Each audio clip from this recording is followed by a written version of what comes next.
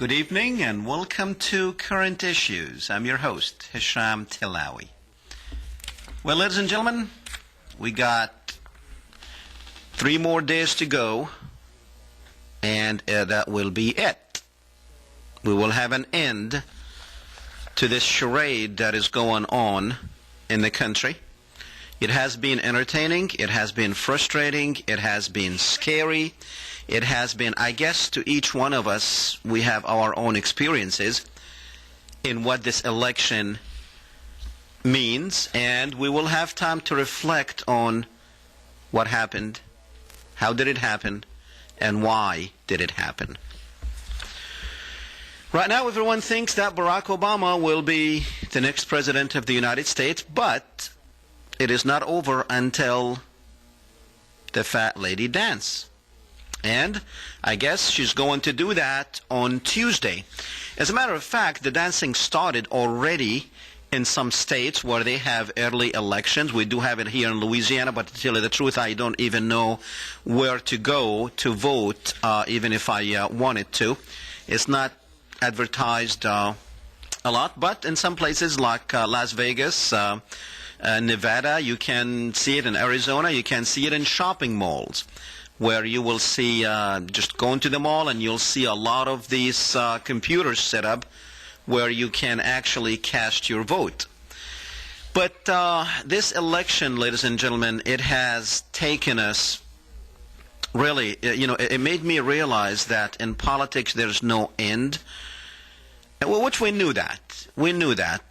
Politics is dirty and it can't get dirtier, and it might get dirtier actually tonight if Fox News airs supposedly they have an interview with Michelle Obama, or Michelle Obama supposedly said something that they paid $2 million for, that they're going to air tonight. So it's gonna get even dirtier than what it is.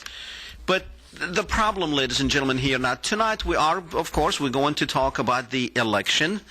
We're going to talk about what some of the locals here are saying about what is going on and how far we can actually get into this election, and how far people are jumping on bandwagons that they have no business on being there. They're just, a bandwagon is going by and they decide to jump on it based on probably fear, based on ignorance in some cases. And in some cases, you even see people that you would look up at time of need and look at them for guidance. But unfortunately, I see some people who probably need to be guided in this dilemma that they find themselves in. Which way to go? What is Barack Obama is? We're going to show you a couple of clips of where both campaigns very much concentrated on. As most of you know, McCain is the last thing I want to see in the White House, but if he is, he is. But he would be the last person, him and Palin, that I would like to see there. There's something, ladies and gentlemen, about this campaign that it's very striking, and you can see it. It's very visible, where the McCain camp has nothing to say except attack, attack, attack. That's exactly what they are doing, just attacking Obama. And Obama is sticking to his program, sticking to his statements, sticking to his issues. He is discussing issues he's not even being bothered with. And as we get closer to the election, the attacks are getting fierce. They're getting bad. They are a lot of lies. You're going to see a lot of lies, and you're going to see a lot of exaggerations of things that don't even mean anything. But the way you allowed yourself to be programmed with what you see on TV and hear on the radio is very much things that you really should be questioning and paying more attention to what is really going on. And so, one of the things that that I've seen lately, I'm going to get with that. We have a lot to talk about, but again, we also welcome your phone calls. It's going to be the last show before the elections. There are things, ladies and gentlemen, we all know that it got dirty. they called Barack Obama many names, terrorist, one of them, and with Bill Ayers and Reverend Wright, etc., etc., as if it really matters. Because, you know, what do they have to show? What do the Republicans have to tell us? Nothing, except attacking the other guy who's running. One thing, the latest thing that they are making a big deal. You see, they make big deals out of things that don't even exist. Like what they did with Joe the plumber. You know, Joe the plumber is not even a plumber. He's not even a plumber. He works for a plumbing company, an assistant to a plumber, in a very small town. 1,300 people live in that town. And he's questioning Barack Obama about the $250,000 that if he makes $250,000, that Barack Obama is going to tax him. The guy is about 100 years away from making $100,000. As a matter of fact, Joe the plumber, in his current situation, he stands a better chance of saving money with Barack Obama's program than he does with the existing program. Barack Obama is saying he's going to cut taxes to people making $250,000 or less. Now, I don't know how many of you make more than $250,000, ladies and gentlemen. And if you do make more than $250,000, I think you do. I don't want to say you owe it to other people. No. But if this country lives on taxes, I think you would probably be the most likable person to be taxed. You know, if I make $250,000, tax me $20,000 a year. You can have it. You can have $50,000 a year. Give me $200,000 and you can have the other $50,000. So Joe the plumber, who is not a plumber, was made to be some kind of a folk hero. And he is going, as a matter of fact, today, John McCain was looking for him. He thought he was going to be with him on the stand, as he was yesterday with Sarah Palin. So yesterday he was with Sarah Palin. We have a picture of that. And today, John McCain was looking for him, and he said, and we do have Joe with us. Joe, are you there? Where are you, Joe? He was looking for Joe. Joe was at his house.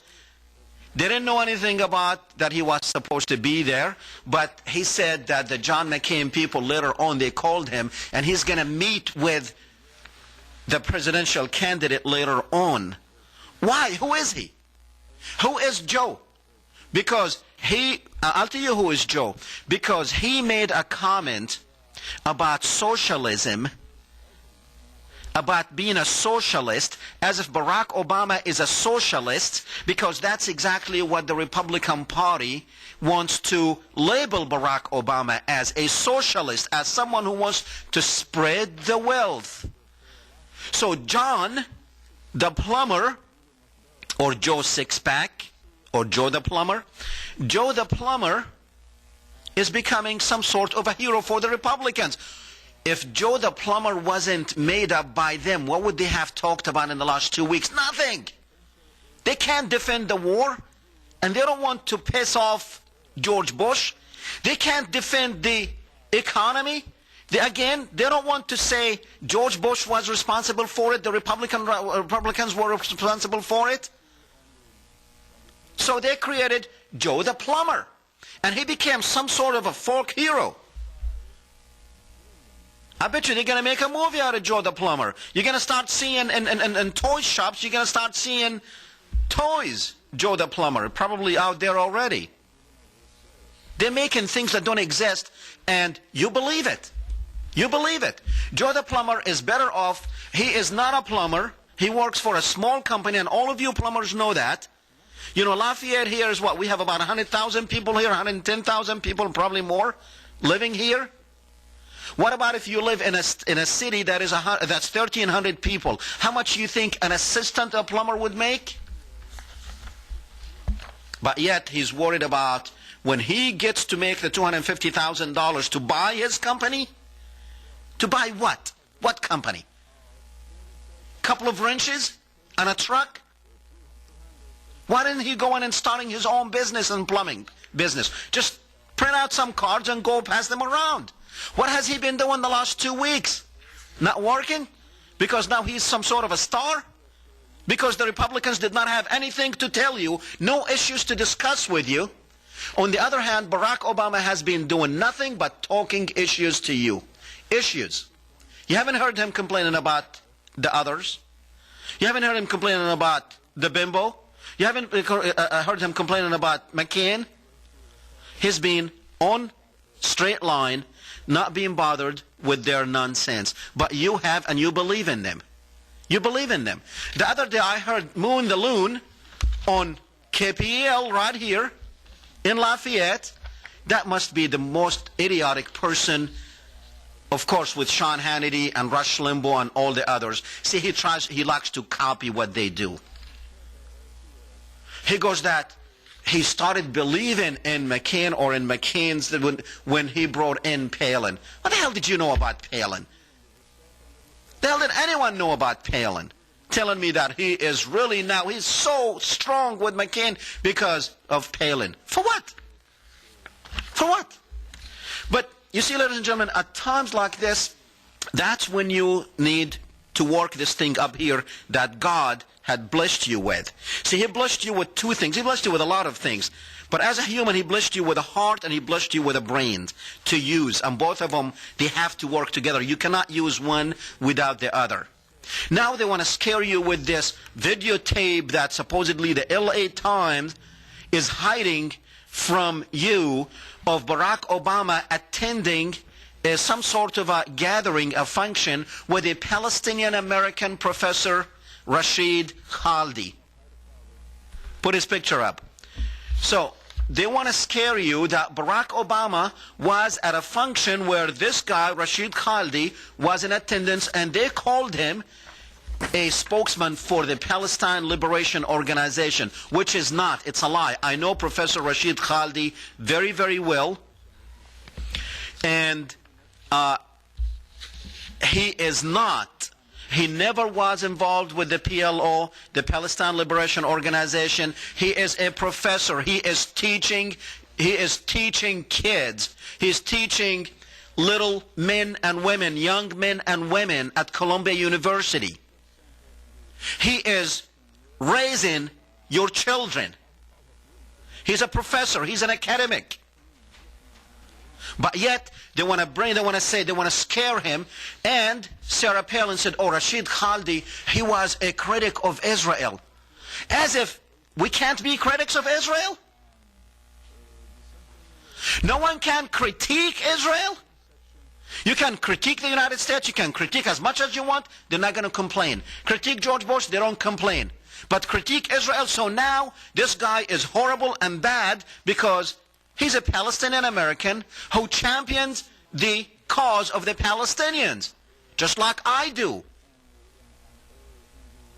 The Palestine Liberation Organization, ladies and gentlemen, is an organization that signed agreements with the United States. It was the one who signed the peace agreement with Israel back in 1993. You've seen them. You've seen Yasser Arafat on your...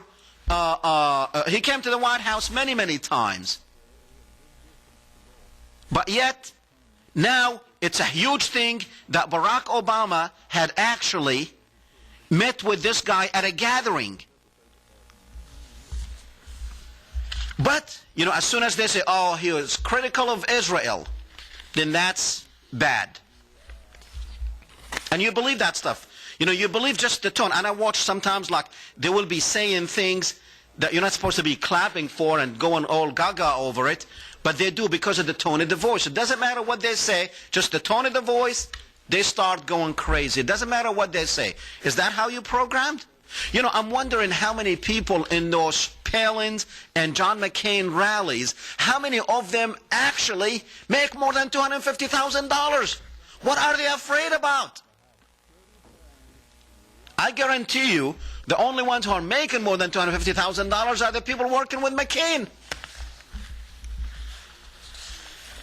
So, ladies and gentlemen, at times like this, that's when you need the guidance of people of wisdom. Who do you look for? your mom, your dad, your priest. That's probably a time of war and a time of nation disasters. We look at priests.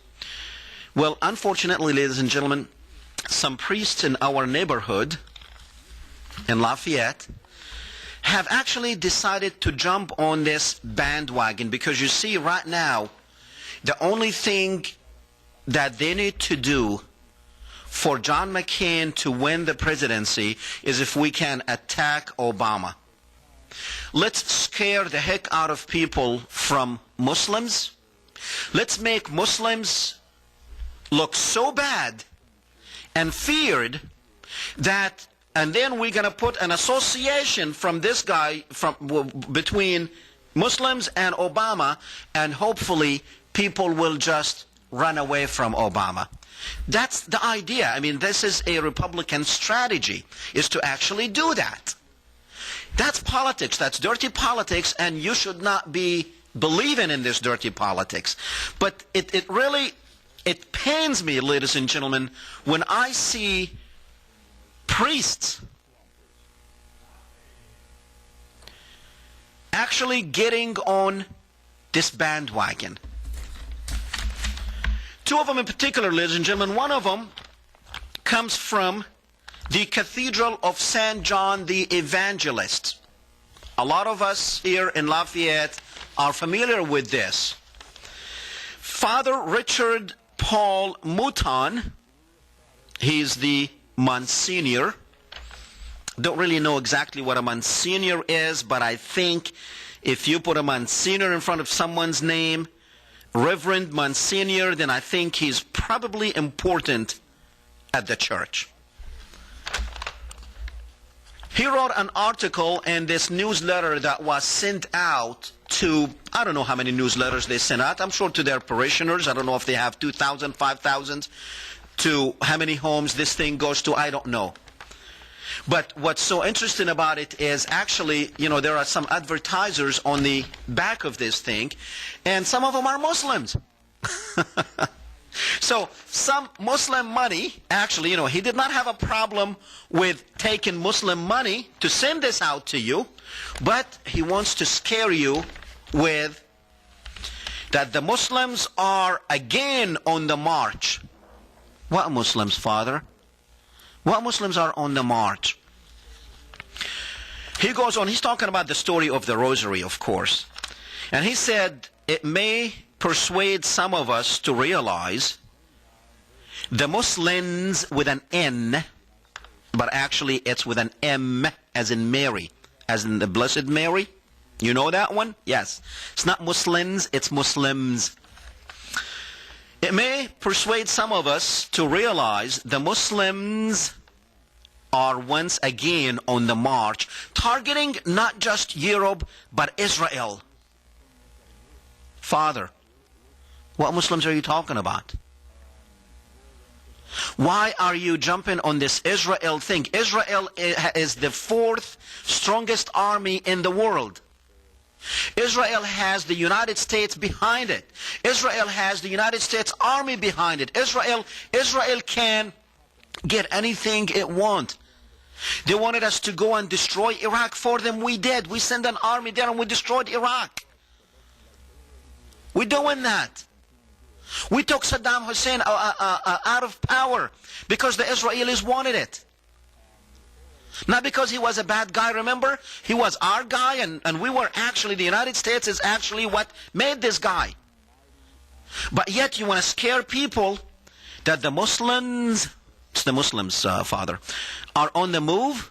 What Muslims? Can you tell me, can you maybe tell your people that you sent this to scare them, that the Muslims are on the move?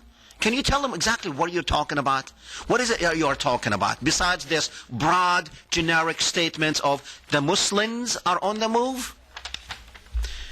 And then, and by the way, I called the diocese and I tried to meet with the bishop, and there are some other meetings in the works.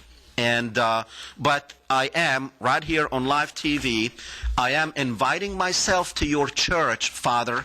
If you would extend an invitation to me, I will come, and I would be more than happy to speak to your congregation. I am a Muslim, and I am not on the move, and nobody is on the move. So stop scaring people, and please invite me. I would like to come and talk to your congregation. And this invitation, ladies and gentlemen, it's open to all the churches, not just here in Lafayette. People listen to us throughout the nation. They see us throughout the nation. And these shows will be on YouTube, on Google. It'll be on the internet. So a lot of people will see it. If you see this broadcast and you have a church that you either attend or you are the principal of, invite me. I would love to come and talk to your people. I will not charge you anything. I'll even pay for the gas. And I'll bring a sandwich with me. Another priest locally, Father Glenn Moore. This is what he said. You see, this is where politics and religion get in there, and they end up missing both. They end up missing both. This is what he said.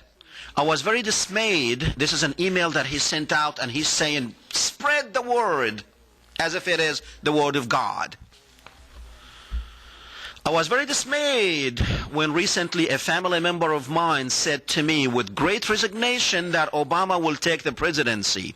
These words came from someone who in the past has been a great prayer warrior, as if somebody who wants Obama in there is not a good prayer warrior.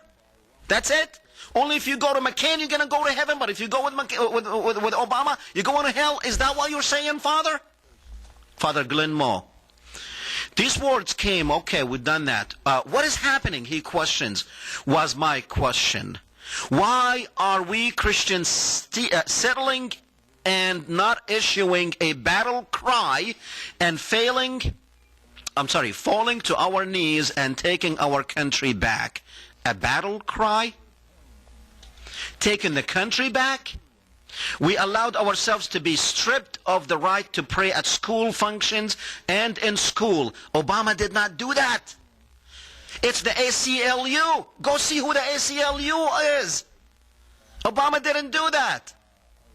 Go see who did that to you. Go see who took out the prayers from school. Go see who are they.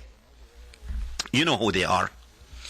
He moves on to say, this is where the politics kind of gets sticky. It is time for all Christian Americans to raise the battle cry and take our nation back. He repeated this. I'm not repeating. Maybe McCain on his own cannot defeat Obama, but our God can, and he will if we take to our knees in prayer and raise a mighty cry to the heavens to save us, O Lord. We have the power to change the course of this election and to keep a man as suspect as Barack Obama from leading our country to who knows where with his message of change. A change which I fear will be away from our Christian ideals. As if the government now has Christian ideals, Father. As if the country has Christian ideas. What Christian ideas are you talking about? Have you looked at Hollywood and seen what Hollywood is doing to you? You worried about Obama? This is the killer. Christian ideals away from Christ, and further away from one nation under God to one nation under Allah. Father Mo, let me tell you something. Jesus did not call God, God. Okay? He called him Ilah. Ilah in Arabic, it means God. Ilah in Aramaic, it means God. Ilah in Hebrew, it means God. That's what he called him. One nation under Allah, that's what you worried about? Now, Allah, the word Allah is the Arabic word to say God, the Almighty. Now, in Aramaic, it is Elo. E-L-A-W. Elo. Very close to Allah. Because see, Aramaic, Arabic, and Hebrew are Semitic languages, just like Latin. Then you have French, you have Spanish, you have English, and you have some words are very much the same.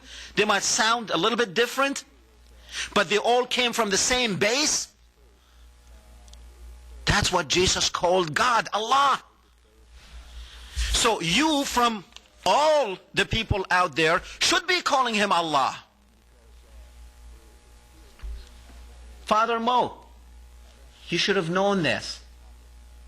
But this tells me that you don't even know what Jesus called God. Jesus called God Allah. That's what he called him. He goes on to say, back to its Christian roots, Jesus rose from the dead, and we can bring our country back to its Christian roots and stop the move to the rise of Muslims in our country. What rise of Muslims in this country? Muslims are about 1%, not even 1%. What rise of Muslims in our country? But you want to say that Barack is a Muslim. This is what you're saying here. You want to scare your people, the people that you go and talk to in churches, you want to scare them away from Barack. You're lying. You're a man of God. You're not supposed to lie. Father, liars go to hell. In my book. Now, I don't know in your book. Liars go to hell. There are no Muslims on the move. Don't try to use these scare tactics against unsuspecting people. Because that's exactly what you're doing. That's exactly what you're doing. Lying, it's one of the 10 commandments, Father. It's one of the 10 commandments.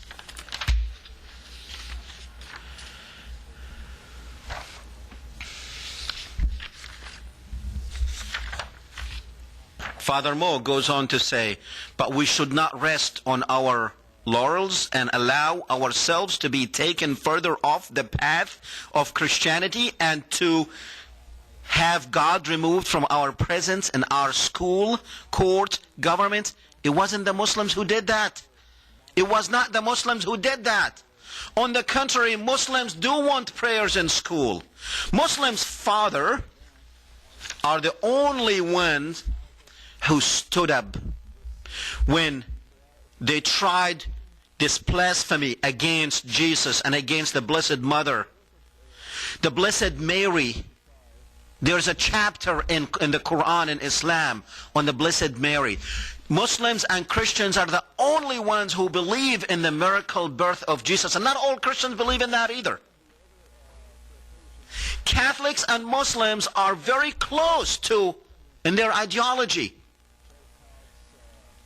Catholics and Muslims are the only ones who believe that the Blessed Mother is blessed.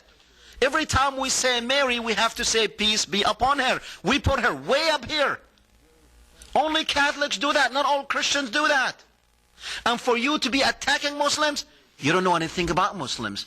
And it's a shame that when people look at you for guidance and you don't know, you're misguiding them. Things that you should know better, you're misguiding them. And if you're doing that for political reason, you're not a man of God. You need to get off. You need to take that off and just put a regular suit on. Take your collar off. Because you're lying.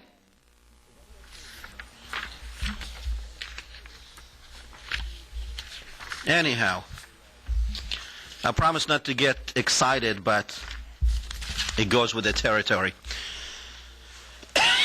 Let me go with the phones with Freedom. Freedom, you're up. Dr. Tillawi, I am enjoying your show tonight because all those things are getting out there that is pitiful, that Barack Obama, he wasn't born in the United States, that and the local talk shows like KVOL Radio with this woman on it, Stephanie Ware, you have to hear what they're saying about Professor Rashid Khalidi.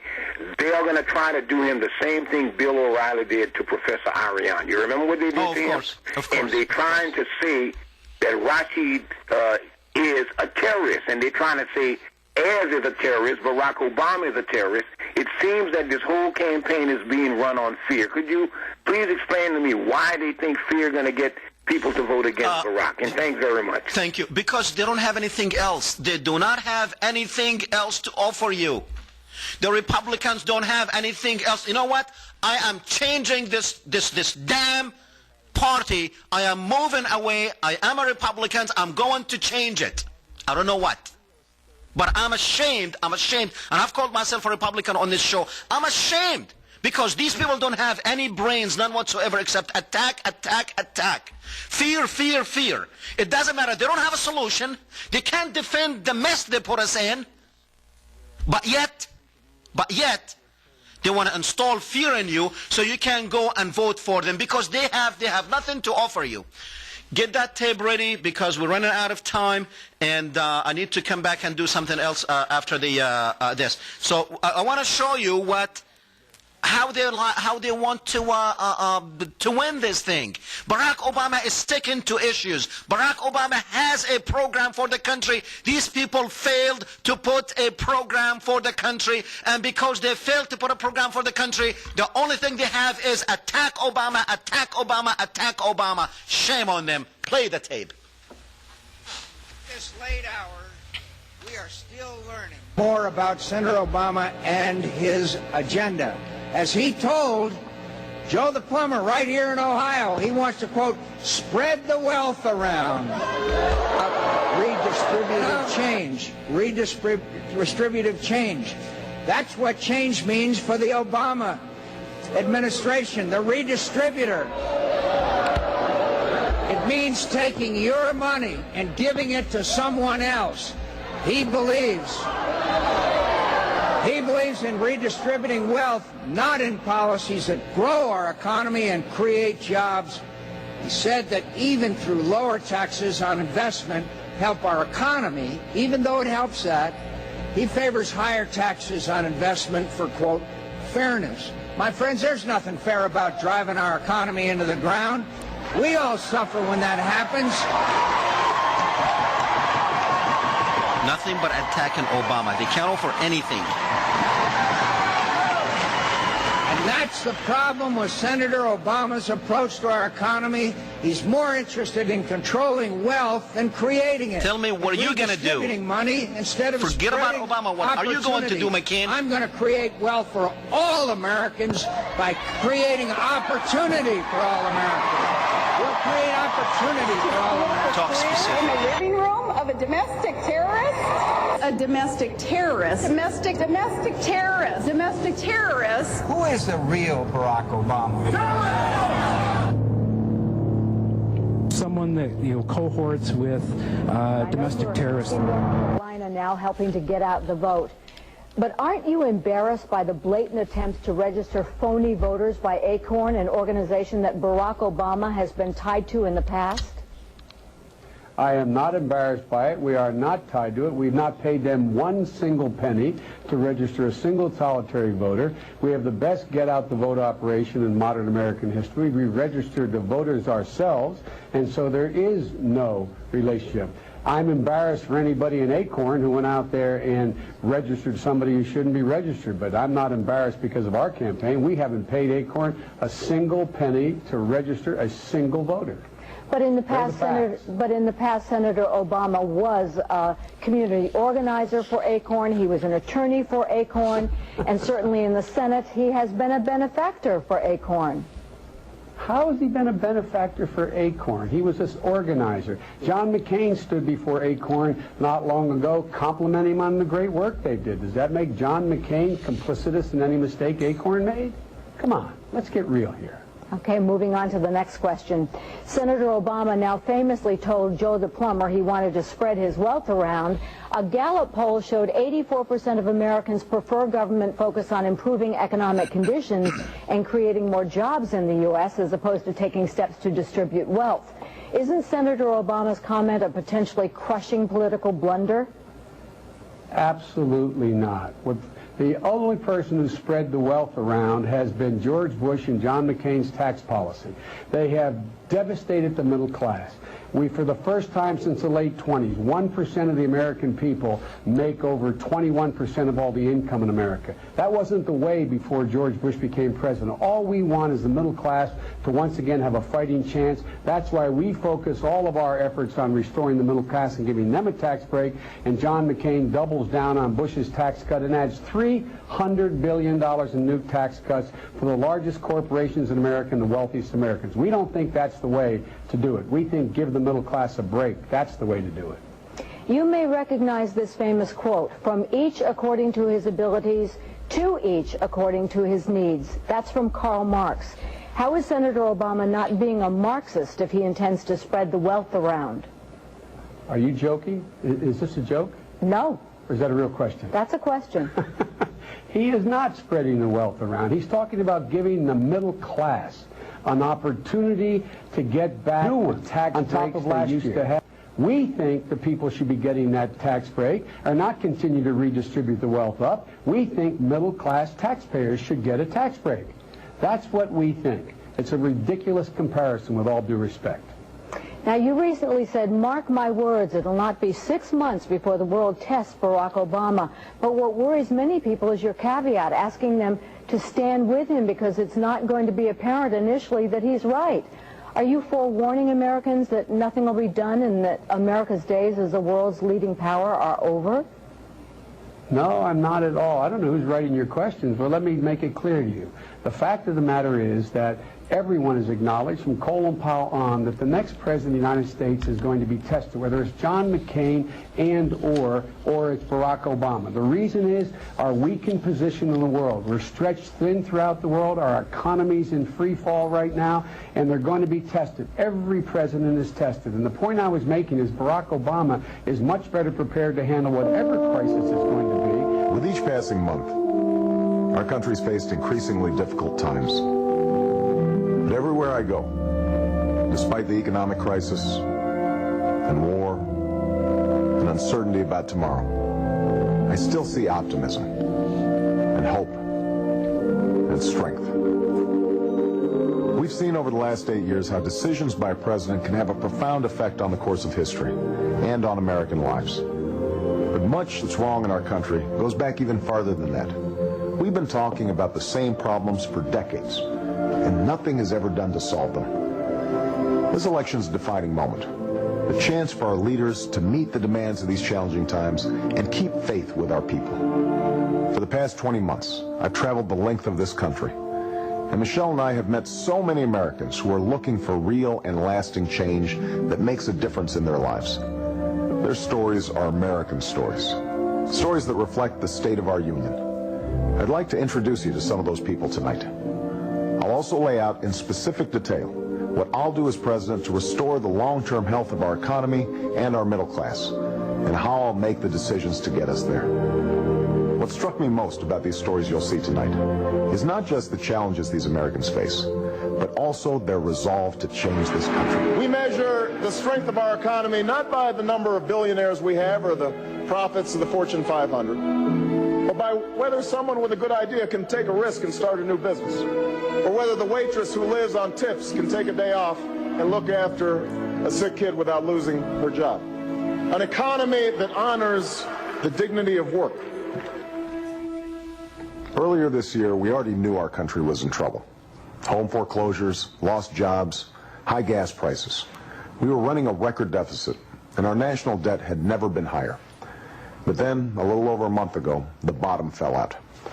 What happened in the financial markets was the final verdict on 8 years of failed policies. And we're now going through the worst economic crisis since the Great Depression. A few weeks ago, we passed a financial rescue plan. It's a step in the right direction, and as president, I'll ensure that you, the taxpayers, are paid back first. But we also need a rescue plan for the middle class, starting with what we can do right now that will have an immediate effect. As president, here's what I'll do.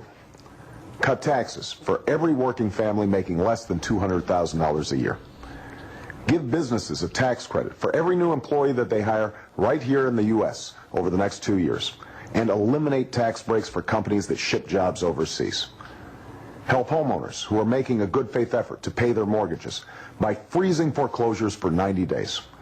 And just like after 9/11, we'll provide low-cost loans to help small businesses pay their workers and keep their doors open. None of that grows government. It grows the economy and keeps people on the job. This is what we can do right now to restore fairness to the American economy and fulfill our commitments to the American people. The company I worked for went broke. Before they went down, they used $19 million from the retirement, and when they closed up, I should have gotten about $1,500 a month from retirement. I only ended up with $379 a month. You earned your pension. You earned it. It wasn't a gift. You gave up wages so that money could be set aside for your retirement. Time and time again, what we're seeing is companies who owe their workers retirements, pensions, shedding those obligations. When you make a commitment to workers at a company, those aren't idle promises. Those are promises that should have the force of law. Thank you. Americans, they don't expect government to solve all their problems. They're not looking for a handout. If they're able and willing to work, they should be able to find a job that pays a living wage. They should be able to retire with some dignity and some respect. Think of this. Barack Obama is going to be a Democrat in the presidency who actually cuts taxes. But he's going to cut taxes for the people who really need a tax cut. He's going to cut taxes for the struggling families. And he's going to do that while holding accountable those companies that take advantage of tax breaks in order to send jobs offshore. And as challenging as these times are, we've seen harder times before. My grandfather fought in Patton's army in Europe. My grandmother stayed home working on a bomber assembly line even though she had a kid to look after. Not only did they defeat fascism, but they lifted themselves up out of a Great Depression. That was their generation's moment. And this is our moment. I learned at an early age from my grandparents how vital it is to defend liberty. And as Commander-in-Chief, I will never hesitate to protect our country. As President, I'll rebuild our military to meet 21st century challenges. I'll renew the tough, direct diplomacy that can prevent Iran from obtaining nuclear weapons and curb Russian aggression. And I'll refocus our efforts on finishing the fight against al-Qaeda and the Taliban in Afghanistan. But I'll also never forget that when I send our armed forces into battle, I'm sending sons and daughters and fathers and mothers. I still remember a woman I met in Iowa.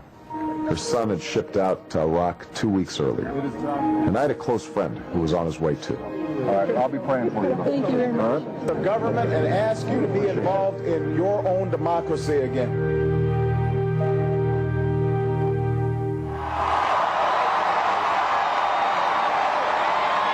America, the time for change has come. And to all of you and all of those who've joined us from across the country, in 6 days, we can choose an economy that rewards work and creates jobs and fuels prosperity, starting with the middle class. In 6 days, we can choose to invest in health care for our families and education for our kids and renewable energy for our future. In 6 days, we can choose hope over fear and unity over division. The promise of change over the power of the status quo. In 6 days, we can come together as one nation and one people and once more choose our better history. That's what's at stake. That's what we're fighting for the small business owner in Denver to keep his doors open, for the hard-working couple in Cincinnati to retire in comfort, for the young student in Fort Lauderdale to afford her tuition,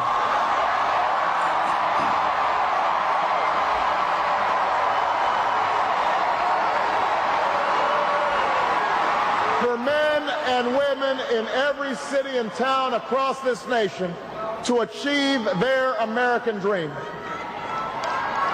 And Florida and America, in this last week, if you will knock on some doors for me, if you'll make some calls for me, if you'll go to BarackObama.com and find out where to vote, if you'll stand with me and fight by my side and cast your ballot for me, then I promise you, we will not just win Florida, we will win this election, and together we will change this country and change the world. Thank you. God bless you. And may God bless the United States of America.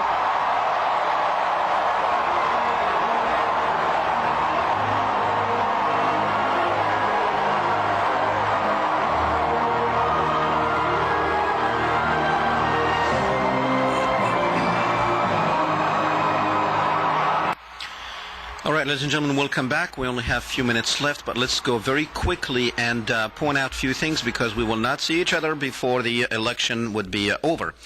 Now, you know, we only have 4 days left, and you will be asked, and the moment will be there when you go in behind that curtain, and it's yours. And by the way, let me just say this. We don't count. In Louisiana, we don't count. If you know how this thing works, you know we don't count. So since we don't count, let's make it meaningful. Because, you know, the Electoral College is the one that actually elects, and they know exactly where and what they need to do. They got the states that they need to get. So it's over. But let's vote right. Let's not scare people that the Muslims are on the march, because you might end up hurting somebody. Somebody might actually believe you when you say the Muslims are on the march and that something needs to be done and need to be stopped, etc. But very quickly on Rashid Khaldi, ladies and gentlemen, he is a Palestinian-American professor at Columbia University. Nothing to be feared of, but they want to try, just like they created in your mind this imaginary thing called Joe the Plumber. They want to try to do this in the last couple of days that are left. They're going to try to bring some Palestinians, and Rashid Khaldi is one of them. He's a good American. He's not bad. He's a college professor. Just like they did with Samuel Arian, they're probably going to try to do bring him out and shoot him down. So don't let them do this. If you noticed, nothing, what's his name? Barack Obama and McCain, the difference between the two is one of them is attacking, the other one is telling you what he's going to do in specifics, exactly what he's going to do. The other two don't have any thoughts, don't have any opinion, don't have any programs to tell you what they're going to do with the country. Nothing. Barack Obama has a specific program. And if you know, Barack Obama was not my first choice. I wanted Ron Paul. We can't get Ron Paul. I wanted Ralph Nader. We're not going to get Ralph Nader. I wanted Cynthia McKinney. We can't get Cynthia McKinney. These are good. I don't know much about Bob Barr, but I hear good things about him. But the media did not bring these people in front of you. Why didn't they do debates with 5 presidential candidates? Because the two biggest political parties, the Democrats and the Republicans, they will not allow that. I guarantee you, if you would have heard the other people speak, if you would have heard Ron Paul, if you would have heard Ralph Nader, if you would have heard Cynthia McKinney, Barack Obama and John McCain will be the last two you will even think about making president. But reality is what it is. It's going to be one of those people in the White House. And I know you don't want John McCain. I know you don't want Sarah Palin in there. The woman is a disaster walking on 2 legs. If you don't want Barack Obama, that's fine. Vote against McCain. Don't waste your vote. If you don't like him, that's fine. Don't vote Barack because you like Barack. Vote because you don't want McCain. That's what it boils down to. And we don't want McCain. We cannot afford to have McCain another 4 years of these idiots, of these neocons in the White House. If you think we had 8 bad years, see, some of these priests that had confused politics with religion, they don't understand. They don't understand. Don't you have in your congregation, don't you have people who want Obama? When you scare them like this that you need to pray and you need the battle cry and the Muslims needs to be stopped and all this? I mean, what about the people in your own congregation who want to vote for Obama? Are they sinners? Don't lie. Anyway, how much time we have? We got about, what, 4 or 5 minutes? 5? Okay, 5.5. Well, ladies and gentlemen, last week, of course, tomorrow is Halloween, so happy Halloween to everybody there. And we're celebrating Halloween, but before we celebrate Halloween here, I'm going to tell you, where's the mask? You didn't get the mask? I can't. Oh, you can't? Yeah, we're going to just put it on and then take it off. Well, it's against the rules to be in a mask behind the cameras, in front of the cameras, but we were just going to put it on like very quick and take it off. I don't know, maybe we'll still be breaking the rules. We don't want to break any rules. But, ladies and gentlemen, last week, and that really, I received a phone call from a very sweet lady in Rain. Her name is Marge, and she did say, and that's when it made me feel good what she said. She said that she counts the days to my until my show. She loves the show, she likes the show, and she counts the days until she sees the show.